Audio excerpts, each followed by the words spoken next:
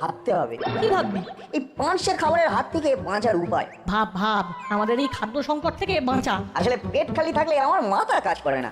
আগে আমাদের পেটে কিছু দিতে হবে। চল কোথায়? হরিদার কচুরির দোকান, গরম গরম হিঙের কচুরি আর সাথে ছোলার ডাল। চল চল। সবই তো বুঝলাম, কিন্তু পকেট তো ঘরের মা। পকেট ঘরের মাঠ হলে কি হবে, মাথাটাতে তো বুদ্ধি ঠাসা। শুধু বুদ্ধি না, দুষ্টু বুদ্ধি। সে তুই যা ইচ্ছে বলতে পারিস, দুষ্টু বুদ্ধিও কিন্তু একটা বুদ্ধি। চল।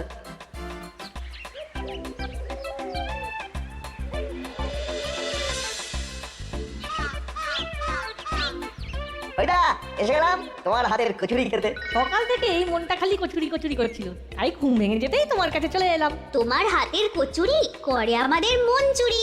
দেখো, আমি তোমাদের সব কথা শুনলাম, শুধু আমার একটা কথা জানানোর আছে। কি কথা হরিদা? কাল রাতে তোমার রাঙা দাদু এসেছিল। রাঙা দাদু কেন এসেছিল?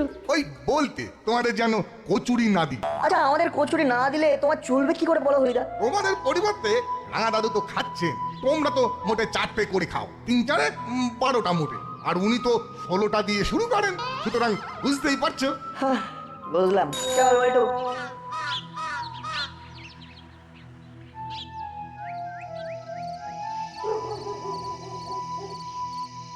এখন কি করবি? এখন শেষ ভরসা মন্টুদা, ওখানে গিয়ে 3 কাপ কফি আর ডিমের অমলেট খাবো। আচ্ছা, আমার কেমন যেন মনে হচ্ছে ওখানেও রাঙা দাদু কলকাঠি নেড়েছে। দেখা যাক।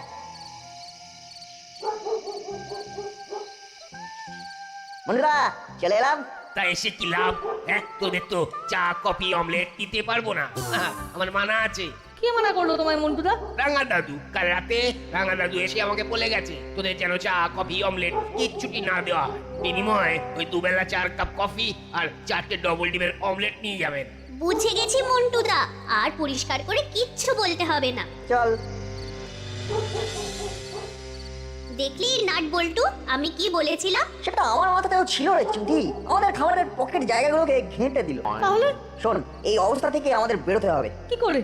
বাড়ি চল, ভাবতে হবে। তুইও ভাব, যদি কিছু মাথায় আসে আমাকে ফোন করিস। ওকে।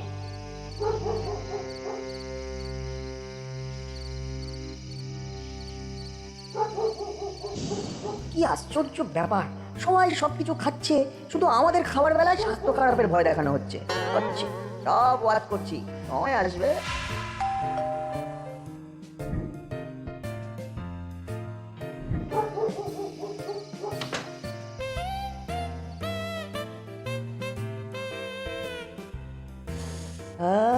কি গন্ধ, খিদে বেড়ে গেল।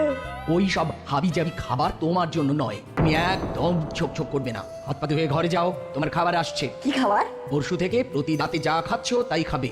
ও আচ্ছা।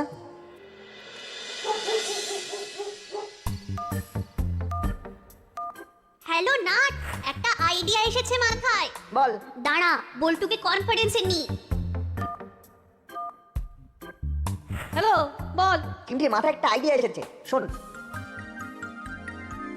কেমন আইডিয়া? দারুণ দারুণ ভেবেছিস। তাহলে কাল থেকে চিমটি দাওয়াই চলবে। জয় চিমটির জয়। এই রাঙা দাদু আসছে, রাখলাম, কাল দেখা হবে। এই নাট, রাত হয়েছে, এবার শুয়ে পড়া উচিত। শুয়ে পড়, এত রাত পর্যন্ত জেগে থাকা উচিত নয়, খাওয়া হজম হয় না। 3-4 দিন ধরে যা খাচ্ছি তা পেটে পড়া মাত্র হজম হয়ে যাচ্ছে, মনেই হচ্ছে না যে কিছু খেয়েছি বলে। কিছু খাচ্ছিস না মানে? মানে যা যা খেলে খাওয়া মনে হয় সেই সব তো আর খাচ্ছি না, তাই খাওয়া বলে মনেই হচ্ছে না। ওই সব ভাজাভুজি মশলাদার খাবার তোদের খুব পছন্দ, তাই না? শোন, একটা কথা সব সময় মনে রাখবি, যদি বেশি খেতে চাস তবে কম করে খা। মানে? বুঝতে পারলি না তো? কথাটার মানে হলো, যদি বেশি দিন ধরে খেতে চাস তবে কম কম করে খা, তাহলেই বেশি খেতে পারবি। বুঝলাম, তো একটা প্রশ্ন মনে জাগছে রাঙা দাদু, বলবো? হ্যাঁ বল। না থাক, প্রশ্নটা প্রশ্নই থেকে যাক, উত্তরের প্রয়োজন নেই। ফিরে পড়ি। কিরে, কথা বল। এই নাট বল্টু, এভাবে চুপ করে থাকিস না। কিরে, কথা বলছিস না কেন? কথা বল। ওই কিরে, কথা বল। ওই নাট বল্টু, এভাবে চুপ করে থাকিস না। কি হলো? নাট বল্টু কি বলছে? কিছুই তো বলছে না, শুধু চুপ করে বসে আছে। হ্যাঁ, এই কি রে, কি হচ্ছে? তুই কথা বলছিস না কেন? কিরে নাট বল্টু, আমাদের চিনতে পারছিস তো? চিনতে যখন পারছিস তখন কথা বলছিস না কেন? এই দেখো, নাট বল্টু কিরকম করছে, ফ্যাল ফ্যাল করে চেয়ে আছে আর মাথাটাকে একবার ডান দিক একবার বাম দিক করছে। এবার কি হবে? কখন থেকে হয়েছে? কি বলবো তোমাদের, সকাল থেকেই তো দেখছি। সকাল থেকে কেউ কথা বলছে না, সকাল থেকেই মাথাটাকে ডান বাম করে যাচ্ছে। হ্যাঁ রে, তবে তো খুব বিপদ হবে রে। আচ্ছা আচ্ছা, সকাল থেকে সত্যি একটা কথা বলেনি? না গো, সেই সকাল থেকেই কথা বলার জন্য বলেই চলেছি, একটা কথাও বলছে না। বাড়িতে খবর পাঠা। হ্যাঁ, দাদা ঠিক করেই বলেছে, বাড়িতে খবর পাঠা। তাহলে কথা বল।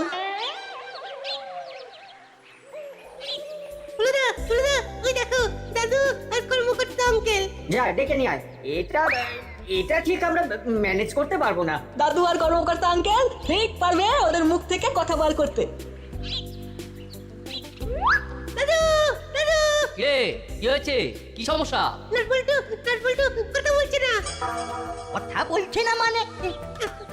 আমরা কত চেষ্টা করলাম কথা বলাবার, কিন্তু কথাই বলছে না। খালি এই মাথাটা ডান দিক থেকে বাদিক আর বাদিক থেকে ডান দিক করছে। এ আবার কি সমস্যা? আসপাড়ায় সমস্যা যেন লেগেই যাচ্ছে। চল তো দেখি। এইবার আমাদের মৌনব্রত আন্দোলন সরকারি শিলমোহর পাবে। নাটকটা দারুণ ভাবে করে যেতে হবে।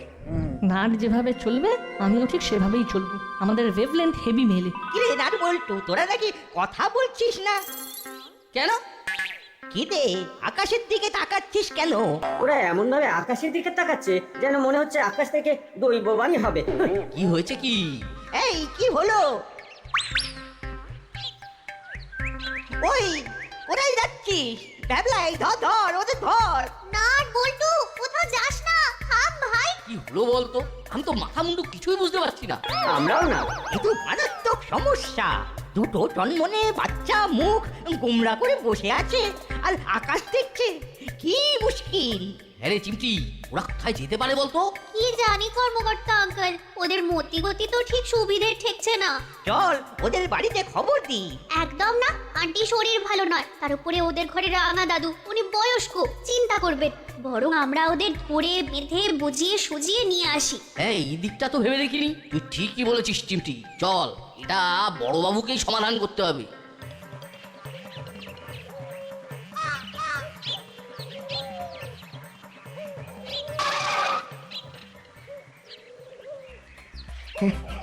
এখানে বস। চিমটি যেভাবে বলেছিল ঠিক সেইভাবে চলছে। এখন এখানে একটু অপেক্ষা করবো, চিমটি খাবার ম্যানেজ করে নিয়ে আসবে, খাবো, তারপরে আবার লুকোচুরি খেলা হবে।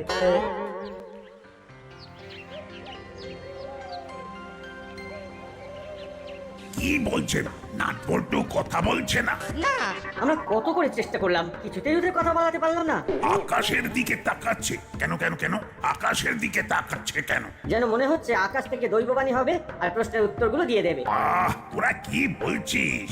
আমার তো সব কেটে যাচ্ছে। ওরা বসে বসে মাথা নাড়ছে আর আকাশের দিকে তাকাচ্ছে প্রশ্নের উত্তর পাবে বলে। ওদের বড় সড়ো কিছু একটা ঘটেছে। তা ওরা এখন কোথায়? সেটাই তো ভারী আশ্চর্যের ব্যাপার। আমি কোমল ভাবে জিজ্ঞাসা করলাম, তোদের কি মন খারাপ? তারপর ওরা বসেছিল, হঠাৎ উঠে দাঁড়ালো আর দৌড়ে চলে গেল। কোন দিকে দৌড় দিল? পার্কের গেট দিয়ে ছুটে বেরিয়ে গেল। উফ, একটা সমস্যা যায় তো আর একটা আছে।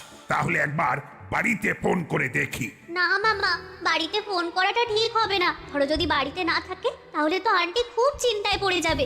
একে আন্টির শরীর ভালো নেই, তার উপরে আবার ঘরে রাঙা দাদুর মতো বৃদ্ধ আছেন। ঠিক, ফোন করব, তবে কায়দা করে। শুধু জেনে নেব ওরা ঘরেতে আছে কিনা। এইটা একেবারে ঠিক হবে। প্রথমে নাটের বাড়ি। রিং হচ্ছে। ওরে বাবা, বড়বাবু ফোন করছে। কি হলো আবার? ওরা কি কোনো গোলমাল করলো? হ্যালো হ্যালো বড়বাবু। শরীর কেমন? এই এখন একটু ভালো আছি। বলুন বড়বাবু। নাট কি বাড়িতে আছে? না বড়বাবু। কেন বড়বাবু, ওরা কি কোনো গোলমাল করেছে? না না, চিন্তার কোনো কারণ নেই। যদি এক্ষুনি ফিরে আসে তাহলে একবার আমাকে ফোন করতে বলবেন। ঠিক আছে ঠিক আছে, নিশ্চয়ই বলবো। রাখলাম। বাড়িতে তো আসেনি, এবার পল্টুর বাড়িতে ফোন করি। হয়তো ওর বাড়িতে দুজনে বসে আছে। হ্যালো বড়বাবু কি বললেন? বড়বাবু নাট বল্টুর খোঁজ করছিলেন। আমি ভেবেছিলাম ওরা কোনো দোষ করেছে বোধহয়, ছেলেগুলো বড় দুরন্ত হয়েছে। রাঙা মামা, তুমি যতদিন আছো একটু রাস্তা টেনে ধরো, যেমন করে ওদের খাওয়ার অভ্যেসটাকে একেবারেই বদলে দিয়েছো সেইভাবে। ঠিক আছে ঠিক আছে, ওরা ফিরলে আমি কথা বলবো, তুই চিন্তা করিস না। ওই বুঝি নাট এলো। মন্টু এই কফির ফ্লাস্কটা দিয়ে গেল। হ্যাঁ, আমি আনতে বলেছিলাম, তুইও খা, আমাকেও দে, এই গলাটা ছেড়ে যাবে। তুমি আবার পয়সা খরচ করে কফি আনাচ্ছ কেন রাঙা মামা? আমাকে বললেই তো আমি তোমাকে কফি করে দিতাম। আরে সে তো আমি জানি, কিন্তু আমার তো উদ্দেশ্য কফি খাওয়া নয়, যাতে ওই নাটবল্টু টিমটিকে চা কফি না দেয় তার জন্য ওদের তুষ্ট রাখা। এই কিছু পরে হরিও আসবে কচুরি নিয়ে। সত্যি তুমি পারো বটে রাঙা মামা। এই বুঝলি ভাগ্নি, নাটবল্টু আর চিমটির স্বাস্থ্যর ব্যাপারটা হেলা ফেলা নয়। আমি চলে যাবার পর এই খাদ্যাভ্যাসই চলবে। ওরা খেতে চাইবে, কিন্তু ওদেরকে যতটা পারবি শক্ত হাতে ধরবি, হাতে প্রয়োজনের থেকে বেশি টাকা পয়সা দিবি না। ঠিক আছে রাঙা মামা, কিন্তু ওরা এখন কোথায় আছে, কি করছে কে জানে। অনেকক্ষণ বসে আছি, বেশ খিদে খিদে পাচ্ছে। চিমটি কখন আসবে কে জানে।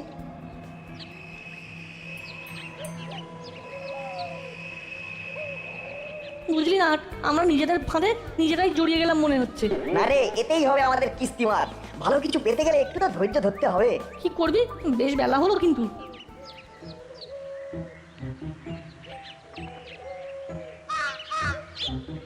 এ বলটু, চেলা কাকারে শুনেছিলাম তো ধরা পড়ে জেল থেকে কবে মুক্তি পেলো? হাতে একটা ব্যাগ দেখেছিস? ওই ব্যাগটা মিত্তির আন্টি, চেলা কাকা মিত্তির আন্টির কাছ থেকে ছিনতাই করেছে। চল, আমাদের কাজ এসে গেছে, চল চল চল। সর্বনাশ হয়ে গেছে বড়বাবু, সর্বনাশ। তাহলে তো ডবল সর্বনাশ, এখানেও সর্বনাশ। এখানেও সর্বনাশ মানে? আগে আপনার সর্বনাশটা বলুন। আমার কাছ থেকে আমার ইম্পোর্টেড হ্যান্ডব্যাগটা কেউ ছিনিয়ে নিয়ে চলে গেল। সে কি, কে নিল? সেটা বুঝতে পারলাম না, মুখ ঢাকা ছিল। আমি ব্যাগ থেকে ফিরছিলাম। এই তো ভয়ঙ্কর কাণ্ড। এবারে কি হবে? এবার কি করব? আমি তো একা মানুষ, আমি দুদিক কি করে দেখি বলুন তো। নাটবল্টুর ব্যাপারটা আমরা সবাই দেখে নিচ্ছি, মিত্তির ম্যাডামের বিষয়টা আপনি দেখুন। কেন নাট বল্টুর আবার কি হলো? নাট বল্টু কথা বলছে না, কিচ্ছু জিজ্ঞেস করলেই আকাশের দিকে তাকিয়ে থাকে। আর ঘাড় নাড়ে। তারপর সেই যে দৌড়ে চলে গেল, ব্যাস, তারপর আর কোনো খবর নেই। নিন কর্মকর্তা বাবু, করালি বাবু, আপনারা নাট বল্টুর পিছনে যান, আমি মিত্তির গিন্নির ছিনতাইয়ের ব্যাপারটা নিয়ে দৌড়ই। কোথায় যে গেল ছেলেগুলো? এই বাড়িতেই ছেলা কাকা এসে ঢুকেছে। চল বলটু, এগিয়ে ভালো করে দেখি এখানে আর কে কে আছে। ও অনেকগুলো টাকার চেলা, পুরো নতুন করকরে নোট। ও কি সুন্দর গন্ধ, আহা। ব্যাগটাও খুব ভালো। এই ব্যাগটা মিত্তির গিন্নির খুব ফেভারিট ব্যাগ, এই দাসপাড়ায় সবাই চেনে। ওস্তাদ, এই ব্যাগটা আমি নেব। নেওয়াচ্ছে। তোর লেডিস ব্যাগ নিয়ে তুই কি করবি? ওটা বিক্রি করলে কিছু পয়সা পাওয়া যাবে। তা যা বলেছো। যা তোমার ইচ্ছা। চেলা কামাল করে দিয়েছে। আচ্ছা চেলা, তোকে কেউ দেখতে পাইনি তো? মিত্তির গিন্নিও বুঝতে পারিনি, মুখ ঢেকেছিলাম, তারপর এই জলায় ঢুকে মুখের কাপড় সরিয়ে দিয়েছি। খুব ভালো করেছো, আমাদের একটু সুবিধা করে দিয়েছো। এবার কি করব? চল থানায়, অনেক বেলা হলো। সকালবেলা ওই চিড়ের দুধ পেটের এক কোনায় চলে গেছে, এবারে খেতে হবে। চল তাড়াতাড়ি করে এদের সবাইকে বড়বাবুর হাতে তুলে দিই, তারপর মিত্তির আন্টি খাওয়াবে। চল। ও, খাওয়ার নাম শুনে মুখে কেমন জল চলে এলো, অটোমেটিক। চিমটি এখন কোন দিকে থাকতে পারে বলতো? ওই দেখ চিমটি, ওরা ছুটছে কেন? এই নাটবল্টু, দাঁড়া দাঁড়া দাঁড়া বলছি। ওই রকম পেছনে হাত দেখিয়ে কি বললো বলতো হলো? বললো পেছনে আসতে। ইস, আমাদের কি মনে করেছে? হ্যাঁ, আমরা ওদের ইশারায় নাচবো? কবি নেই।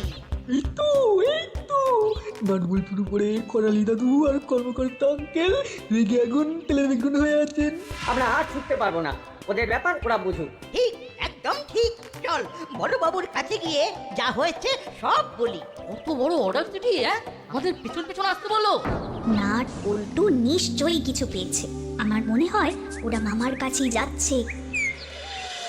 আমার কি হবে? আমার পুরো টাকাটাই ছিনতাই হয়ে গেল।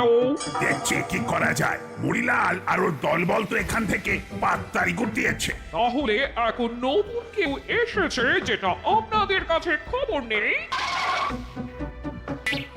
চলুন বড়বাবু। তোরা এই তো দিব্যি কথা বলছিস, কোথায় ছিলিস এতক্ষণ? পরে বলবো, এখন চলুন। আরে কোথায় যাব? দলাধারের ভাঙা বাড়িতে, ওখানে মিত্তির আন্টির ব্যাগ নিয়ে চেনা কাকা আর দলবল বসে আছে। কি বলছিস কি? আমরা সব বুঝিয়ে বলবো, এখন চলুন। আবো জি সব গাড়ি বার করো। আমি যাতাম। মামার গাড়ি আসছে। যা বাবা, সামনে দিয়ে চলে গেল, আমাদের দেখলোই না। আমি দেখেছি গাড়ির ভেতরে নাট বল্টু আর মিত্তির আন্টি বসেছিলেন। কি হচ্ছে কিছুই তো বুঝতে পারছি না। ধুর, এইভাবে শাটলককের মতো একবার এদিক একবার ওদিক করেই চলেছে, আর ভালো লাগছে না। আমরা কি করব? অনেক বেলা হয়েছে, কিন্তু ঘটনাটা কি সেটা না জেনে বাড়িতে যাওয়া যাবে না। তাহলে আমরা থানায় গিয়ে অপেক্ষা করি, সেটাই ঠিক কাজ হবে বলে মনে হয়। চল সবাই, আমরা বরং থানায় গিয়ে অপেক্ষা করি।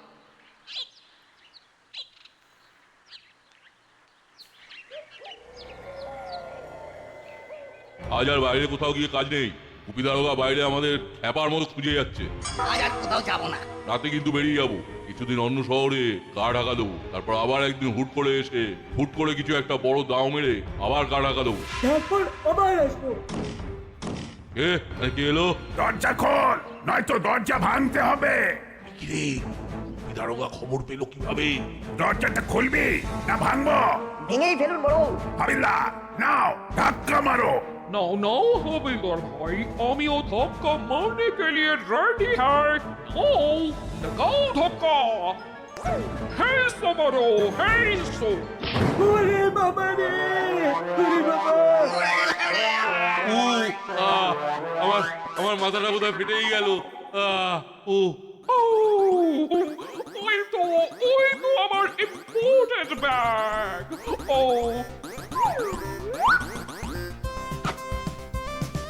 টাকাটা আছে। ওরে নোট বলছো সোনার ছেলে, তোদের জন্য আমার সর্বস্ব ফিরে পেলাম। বল বল বল, তোরা কি উপহার চাস বল। একটু ভালো মন্দ ভাজাভুজি খেতে চাই। রাঙা দাদু আর মার দুজনে মিলে আমাদের খাওয়া দাওয়ার উপরে কারফিউ লাগিয়ে দিয়েছে। চিড়ে সাবু বালি আর খেতে পাচ্ছি না। ও তোরা ওই জন্য দুঃখে মৌনব্রত ধারণ করেছিলি? বাবা, তোরা পারিস বট। তোদের মৌনব্রত এই বদমাইশগুলোকে ধরতে সাহায্য করেছে। আবো हम रेडी है साहब, हुकुम कीजिए। এই বদমাইশগুলোকে বাঁধো। ओके साहब। ওহ, আজ আমার পুলিশ জীবনের একটা রিমার্কেবল দিন। দুজন একটু মশলাদার খাবারের জন্য মৌনব্রত নিয়ে নিল, আর ওই মৌনব্রতর জন্য 3টে অপগণ্ড ধরা পড়ল। এটার জন্য কৃতিত্ব কাকে দেব? কাকে আবার? আমাদের রাঙা মামাকে। রাঙা মামা খাবারের কার্টুন না দিলে ওরা তো মৌনব্রত নিয়ে